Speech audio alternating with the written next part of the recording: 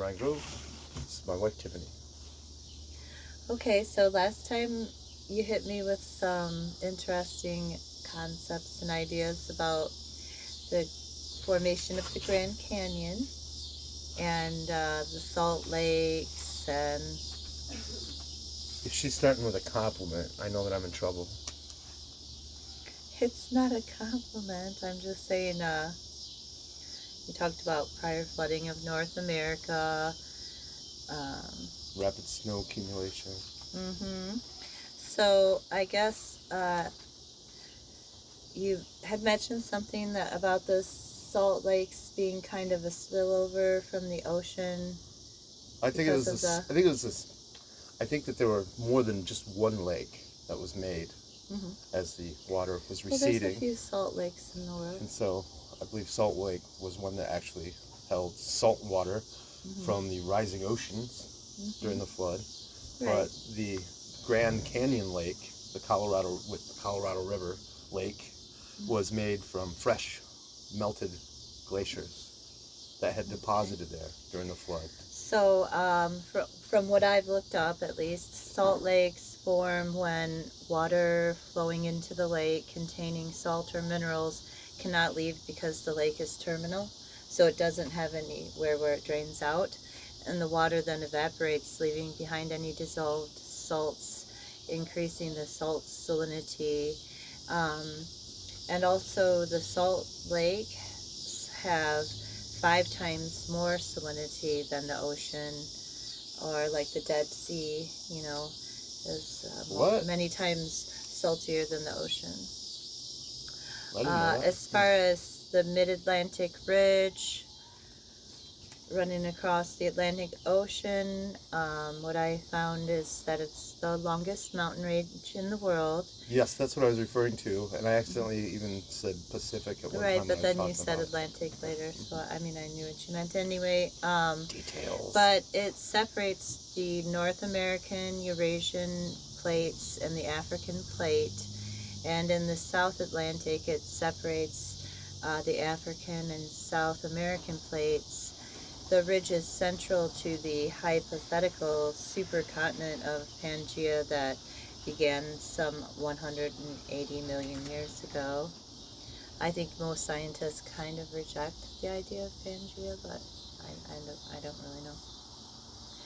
As far as the ice ages, scientists, I guess, think there's been at least 5 ice ages over the history of the planet, and that we're currently in the Quaternary Glaciation, or the Pleistocene Glaciation, and it's an alternating series of glacial and interglacial periods. It began 2.58 million years ago and is ongoing. What we just commonly call the Ice Age is actually just the more recent glacial period during the Pleistocene epoch, still going on because, there's still glaciers, because they say that at certain points there's an absolute recession, or there is no ice left. So that's why we're still in the glacial period. And lastly, and I wanted to say more about this, but I got new context, so it's painful to read. Gives me a headache. But the Grand Canyon,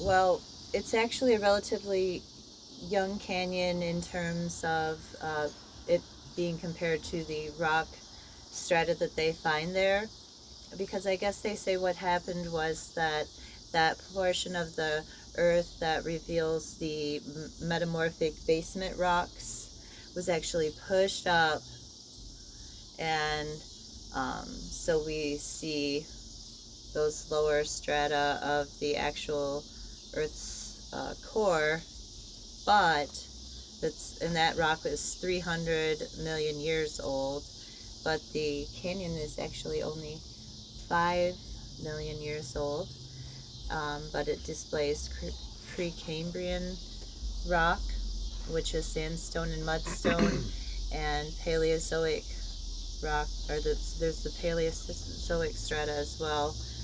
The third layer, which is sedimentary and sandstone, and that's about all I found about it. Well, I forgot to mention that that I described that was rapid catastrophic erosion. How when you get water at a high velocity, large amount of it passing over a surface, that it creates those little vacuum bubbles that implode. And of course, you said they were like TNT. Yeah, because they're just happening in succession over and over again. And there's another kind of erosion with water, with drainage of a large, massive amount of water that is simply, it's just like collision. It's just sediment and debris coming into contact with stuff.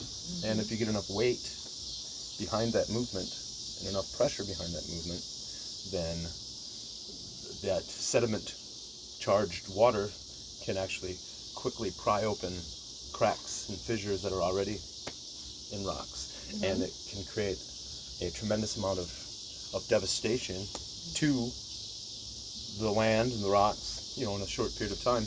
And what I neglected to mention was that Mount St. Helens, on one of the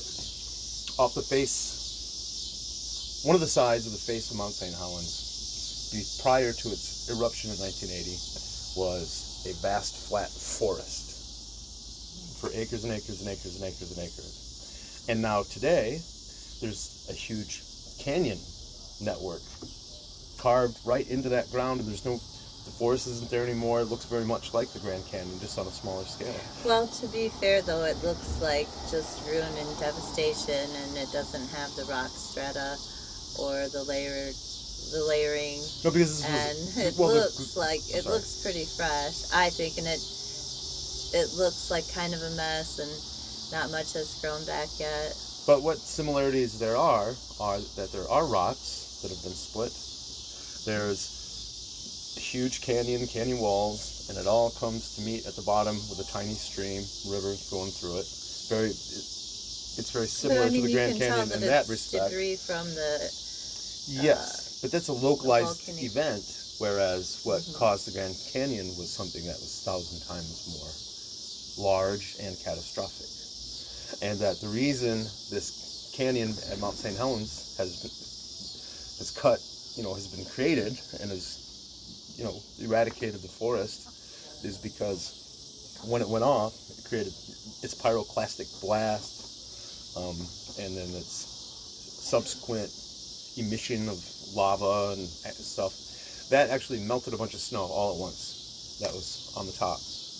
And that water all came crashing down at the same time. And it carved, because of the processes that I so eloquently